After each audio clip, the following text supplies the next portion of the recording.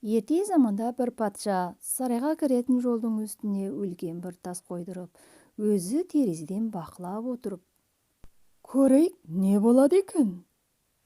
елінің ең бай саудагерлері, ең күшті керуеншілері, сарай қызметшілері жолда келе жатып тасты айналып өтіп, еш нәрсе істемей кіріп кетеді. Кейбіреулері тасты көріп, дауыстап тұрып патшаны сүйге бастайды. Халықтан қаншама салық жинайды, бірақ жолдарын таза ұстай алмайды. Осы кезде бір ауыл шаруасы сарайға жеміс көкөніс алып келе жатып, жол ортасындағы тасты көргенде, арқасынан жүгін жерге қойып, екі қолымен тасты итере бастайды. Қатты қиналып, қара терге батады.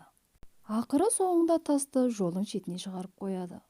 Әлгі шаруашы жүгін қайтадан асынып жатқанда, тастың жатқан жерінен бір қалта көреді.